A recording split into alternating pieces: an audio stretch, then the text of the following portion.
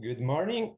I'm really sorry to not be there in person to enjoy this wonderful meeting, but I had some problems with my visa application because I'm going to join the Francis Crick Institute on the 1st of September as a postdoc.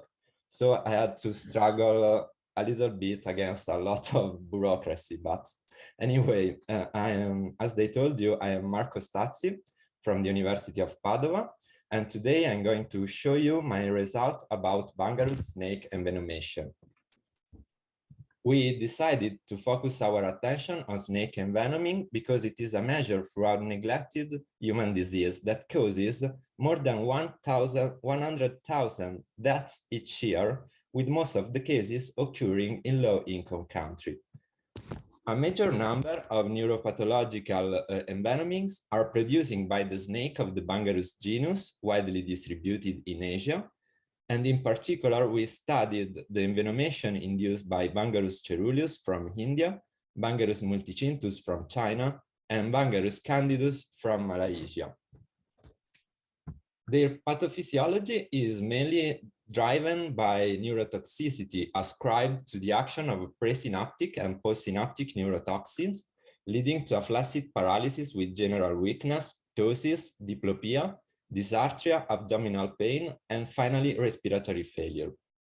Their activity is mainly ascribed to the alpha-bangarotoxin, a postsynaptic neurotoxin that blocks muscle contraction by binding with very high affinity to nicotinic acetylcholine receptor, and by the beta-bangarotoxin, a presynaptic phospholipase A2 toxin that acts on the motor axon terminal where it cleaves phospholipids, altering membrane composition and generating a lipid ion channel. These channels induce at the level of the motor axon terminal an increase in calcium concentration that trigger the generation of the motor axon terminal and the block of the neurotransmission. However, given the ability of the peripheral nervous system to self-regenerate, the patient completely recovers if mechanically ventilated. But even in this case, the patient requires prolonged hospitalization with an increase in medical costs and the risk of various in-hospital complications. So our idea is to develop a novel therapeutic strategy that will directly act on the neurodegenerative outcome of the envenomation, boosting up nerve recovery and shortening the hospitalization time. Indeed, while a specific antivenom commercially available effectively neutralizes the venom, this new approach aims to decrease the time of recovery by acting directly on nerve regeneration once the poison has already acted on the patient. So this new strategy is not an alternative to the existing antivenom, but an additional treatment to be combined with those already used in clinics. So in order to better understand the molecular mediator involved in peripheral nerve regeneration and to speed up this process, we performed in previous work a transcriptome analysis of intoxicated neuromuscular junction with the alpha-latrotoxin, isolated by laser microdissection at different time points. And among all the differentially expressed genes, we found that the chemokine 6CL12 is upregulated during peripheral nerve regeneration. More in detail, Samuele Negro showed that upon nerve injury, Schwann cells, so the glial cells of the peripheral nervous system, starts to produce and secrete the chemokine 6CL12 that act on its specific receptor 6CR4 that become expressed by the motor axon stump, speeding up nerve recovery. But however, we found that this chemokine, so the 6CL12, has an unfavorable pharmacokinetics. So to overcome this problem, we opted for a chemical compound, which is NUC 390, that is able to mimic the activity of the chemokine by binding to its specific receptor. Moreover, in our group, we already tested its efficacy in boosting peripheral nerve recovery in different in vivo models of peripheral nerve degeneration, such as the one induced by the intoxication by alpha-latrotoxin, or the one induced by a mechanical trauma at the level of the sciatic nerve, such as the compression or the transection of the nerve itself, observing in both cases an increase in nerve recovery upon NUC390 administration. So we decided to test whether these axes, so the 6CL12, 6CR4 axis, is involved in nerve recovery also after bangarus envenomation, and to test, most important, to test whether the stimulation of this axis by chemical compounds such as NUC390 is able to increase nerve recovery also after bangarus envenoming. So firstly, we characterized the time course of nerve recovery upon envenomation after the injection of bangarus venom in the mice hind limb to then stain both pre- and postsynaptic element with specific antibody at the neuromuscular junction, as you can see here. And what we observed is that already after 24 hours after the intoxication, nerve degeneration occurs at the neuromuscular junction, as you can see here by the complete absence for a presynaptic marker, such as VAMP1, while after 1 week, a complete recovery is reached, as you can see here by the complete overlap between the pre and the postsynaptic element, here reported in yellow in the composite channel. So we then checked the expression of the 6CR4 receptor at the neuromuscular junction through immunofluorescence analysis. And as we already reported in previous work, this receptor, the 6CR4 receptor, here labeled in red, is completely absent in physiological condition. But what we observed is that upon a nerve injury, such as the one induced by bangarus ceruleus intoxication, 6CR4 receptor become expressed by the motor axon stamp, here labeled in green by neurofilament. Moreover, we show that its expression is maintained throughout the whole intoxication, as you can see here, after 96 hours, to then disappear when regeneration has been reached 1 week later. Maybe its expression can be better appreciated here in this 3D reconstruction of an envenomed neuromuscular junction stained for 6CR4 receptor in red, with a clear expression all along the axon, as you can see here, labeled in green by neurofilament, and moreover with a strong accumulation, as you can see here in this region of interest, at the axon tip.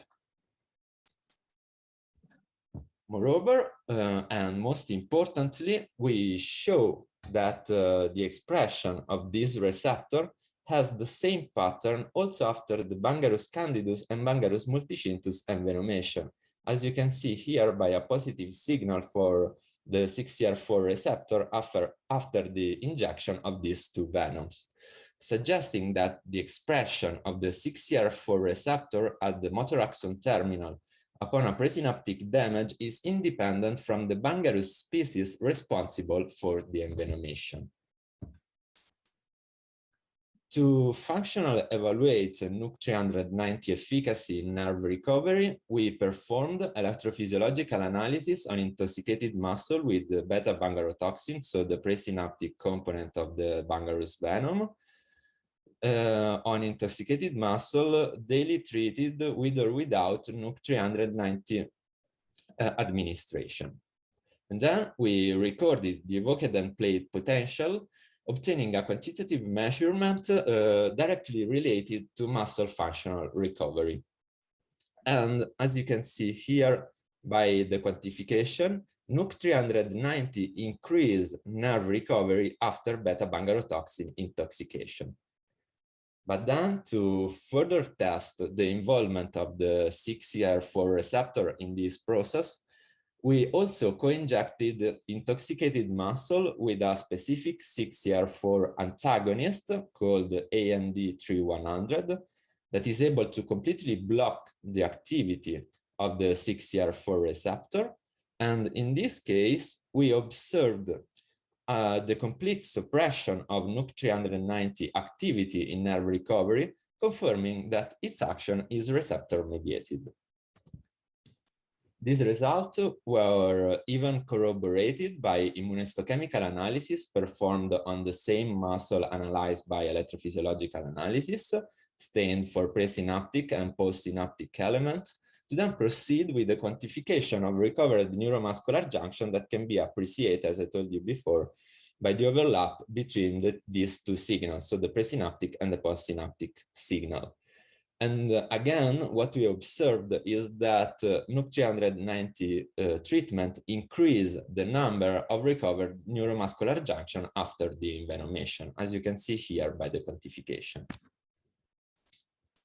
We then performed the same functional analysis on envenomed muscle, but this time induced by the entire venom of Bungarus caeruleus, candidus, and multicintus, observing an increase in nerve recovery similar to the one recorded after beta-bungarotoxin intoxication, as you can see here by the quantification after the Bungarus caeruleus, Bungarus candidus, and Bungarus multicintus intoxication, suggesting again that NUC390 positive effect in nerve recovery is independent from the Bungarus venom composition responsible for the envenoming. Moreover, we also performed the compound muscle action potential analysis after the envenomation of the mice hind limb to then record the activity of the entire muscle of the hind limb.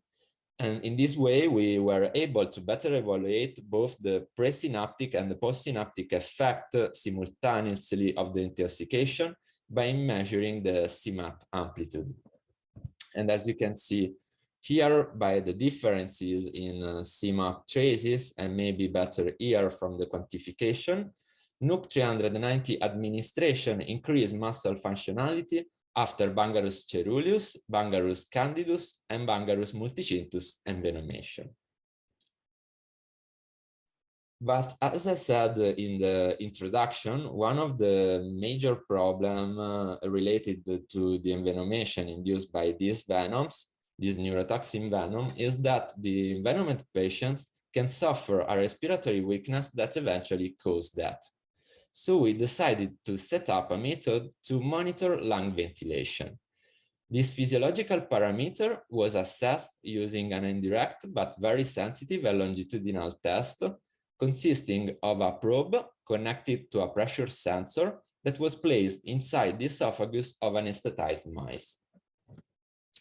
In this way, we could record a signal corresponding of events of lung ventilation that is characterized by asymmetric peaks, and eventually test the effect of NUC390 on the recovery of the respiratory function after the envenomation. Indeed, envenomed mice show a decrease in the frequency and, most importantly, in the amplitude with a reduction of each peak, but strikingly, NUC390 already after 24 hours show an increase in peak amplitude compared to control animals, a difference that was even amplified 4 days after the envenomation.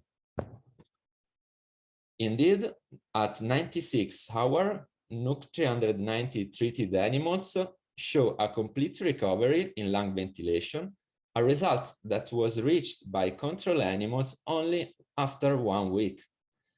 And moreover, this functional recovery, it was also paralleled by the restoration in the treated group of the neuromuscular junction structure, as you can see here in this immunofluorescence analysis of envenomed diaphragm after 4 days upon the envenomation.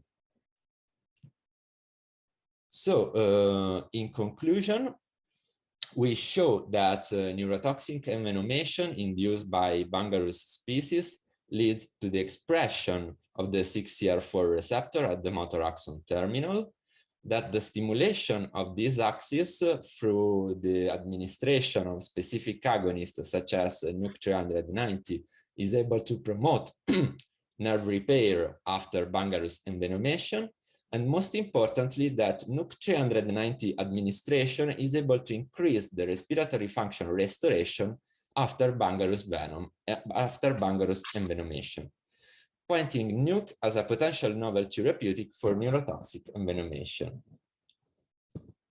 So I want to spend this last second to thank all my mentors, in particular Professor Cesare Montecucco, Professor Ornella Rossetto, and Professor Michela Rigoni, Professor Aram Mejigan for the help with all the electrophysiological analysis, all my laboratory colleagues here reporting this wonderful picture, our collaborators from Rome, from the University of Rome, and our collaborators from the University of Malaysia, and of course, you for the attention. Thank you.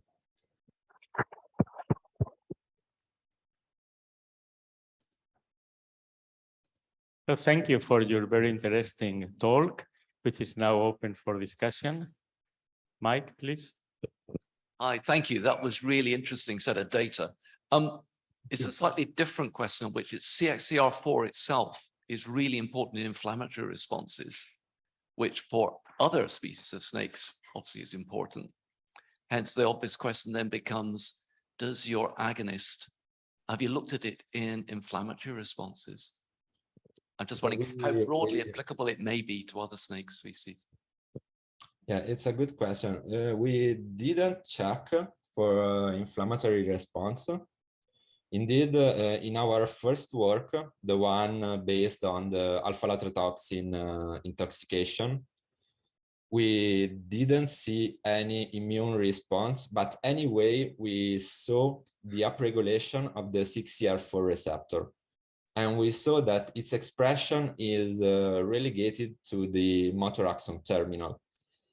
So answering to your question, our therapeutic strategy is focused on the effect of this agonist only on the motor axon terminal that express this receptor after an injury. And it also expressed this receptor during development. So it's quite a conserved mechanism, molecular mechanism also in development. But to answer to your question, no, we didn't check for inflammatory response itself. So, I think it might be interesting for you. And I think, although 6CL12 is the normal ligand, I think MIF can also be a ligand. Yeah, yeah. In which case, that gives you the obvious inflammatory assay to look for, please. Thank you. Yeah. It's a very good suggestion. Any more comment, question, critique from the audience? From the people attending virtually? Okay, if this is not the case, then thank you again. Thank you. Good luck in your new lab. Thank you very much.